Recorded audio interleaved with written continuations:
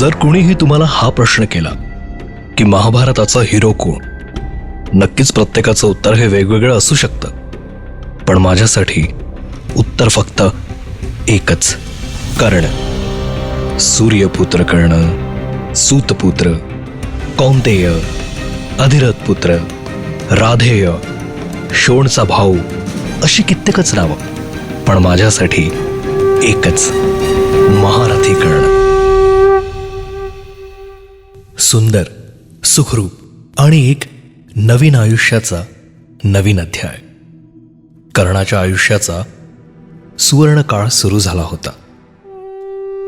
तुम्ही ऐकत आहात महारथी कर्ण आणि मी आहे अनुराग. वृषाली आणि कर्ण वैवाहिक आयुष्यात गुंतले होते. मधुमिलनाच्या पहिल्याच रात्री उपहार म्हणून वृषालीने कर्णाला ती वस्त्रे दिली जी तिने पहिल्यांदा गंगेवर असताना अंगाभोवती गुंडाळून घेतली होती. कर्ण ते बघूनच खूप खुश झाला. आपल्यावर माया करणारी इतकी लोक आपल्या सभोवताली आहे याचा त्याला खूप आनंद झाला होता.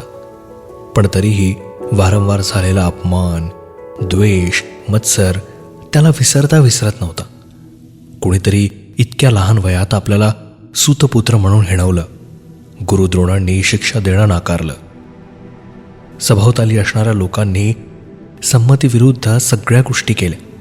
या गोष्टीचा अपमान त्याला सहनच होत नव्हता.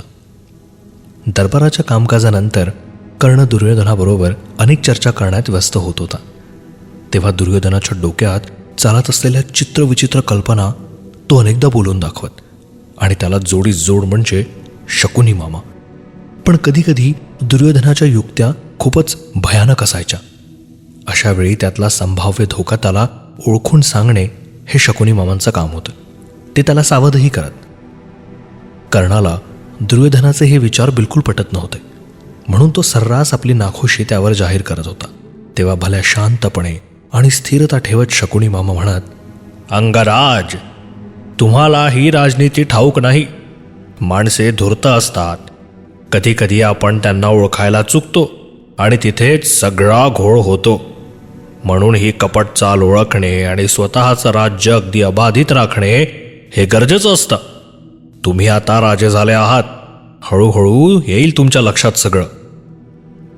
बरेचदा कर्णाला शकुनी मामांच्या विचारांचा रागी पटतही नसत, पण एक माणूस म्हणून माणुसकीकडे लक्ष न देणे, कट, कपट, कारस्थान रचणे यात तो प्रचंड पटाईत होता. एक डोळा सतत उघडझाप करत असे. दिवसभर हातात बुद्धिबळाचे फासे घेऊन कसले तरी तो फिरवत बसायचा आणि कट कारस्थान रचणे हा त्याचा नित्य नियम होऊन बसला होता. कर्णाला दुर्योधनाची फार चिंता वाटे.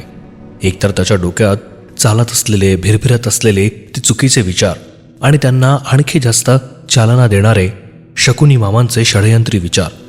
यामुळे परिस्थिती हळूहळू बदलत चालली होती. लग्नानंतरही कर्णाने आपला नित्य नियम मोडला नव्हता. घटकाभर पाण्यात उतरून सूर्यनारायण देवाला अर्घ्य देऊन पूजा केल्याशिवाय कर्णाचा दिवस पूर्ण होत नसे. फक्त प्रहरच नाही तर कधी काळी उशीर झाला तर तो संध्यासमयी सुद्धा घाटावर जात असे. त्या दिवशी भर दुपारी कर्ण महालातून बाहेर पडला. नेहमी शोण त्याच्या रथाचा सारथी असायचा, पण गंगेवर जात असताना मात्र तो एकटाच असायचा. त्या दिवशी भर दुपारी कर्ण घाटावर जात असताना त्याला वाटेत अश्वत्थामा दिसला. काय अंगराज, आज उशीर झालेला दिसतोय. तोच कर्ण म्हणाला, हो अरे, जरा व्यस्त होतो. आता मध्यान्ह घटकेला जाऊन यावं म्हणतो. चल, येतोस का माझ्याबरोबर घाटावर? अश्वत्थामा म्हणाला, नको नको, तू ये जाऊन. मला आश्रमात पूजा करायची आहे, जप करायचा आहे, हवनाची मोळी गोळा करून घेऊन जातोय गुरुकुलात. मग कर्णाने खूप आग्रह केल्यानंतर शेवटी अश्वत्थामा तयार झाला. हातातल्या मोळ्या घेऊन आधी ते गुरुकुलाकडे गेले. तिथे एका शिष्याला मोळ्या देऊन ते गंगेकडे निघाले. मार्गावर अश्वत्थामाला कर्ण म्हणाला, तू नेहमी वेद, शास्त्र, शस्त्र, विद्वत्ता, नाती यांच्याबद्दल बोलत असतो.